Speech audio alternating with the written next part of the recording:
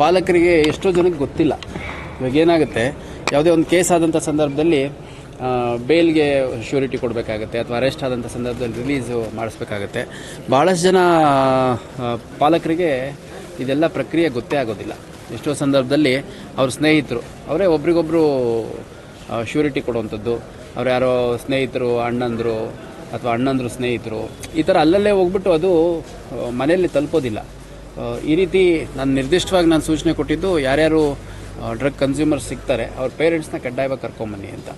ಇಲ್ಲಿ ಬಂದು ನೋಡೋದಂಥ ಸಂದರ್ಭದಲ್ಲಿ ಬೇಸರದ ವಿಚಾರ ಅಂದರೆ ಭಾಳಷ್ಟು ಜನ ಏನಿದ್ದಾರೆ ಹೆಣ್ಮಕ್ಳಿದ್ದಾರೆ, ಅಂದರೆ ತಂದೆ ಇಲ್ಲ, ಅವರೇ ದುಡಿದು ಮಕ್ಕಳಿಗೆ ಸಾಕುವಂಥ ಕೆಲಸ ಮಾಡಿದ್ದಾರೆ.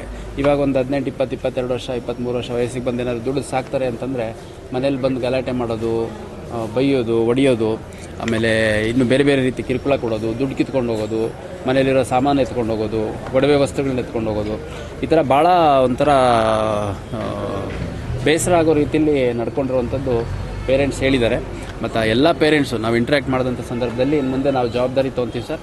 ಅಕಸ್ಮಾತ್ ಅವ್ರೇನಾದರೂ ನಾವು ಹೇಳ್ದಂಗೆ ಕೇಳಲಿಲ್ಲ ಅಂದರೆ ಪೊಲೀಸ್ ಠಾಣೆಗೆ ಬಂದು ನಾವೇ ಹೇಳ್ತೀವಿ ಅನ್ನೋಂಥದ್ದು ತಿಳಿಸಿದ್ದಾರೆ.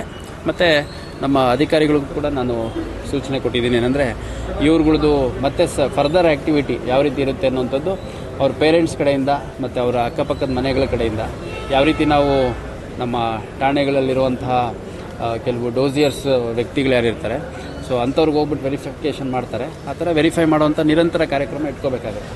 ಯಾಕಂದರೆ ಇದು ಕೇಸ್ ಅಷ್ಟೇ ಮಾಡಿಕೊಂಡು ಬಿಟ್ಬಿಟ್ರೆ ಏನಾಗುತ್ತೆ, ಫಾಲೋಅಪ್ ಆಗಲ್ಲ. ಆ ಫಾಲೋಅಪ್ ಕೂಡ ಮಾಡಿ ಅಂತ ನಾನು ಸೂಚನೆ ಕೊಟ್ಟಿದ್ದೆ.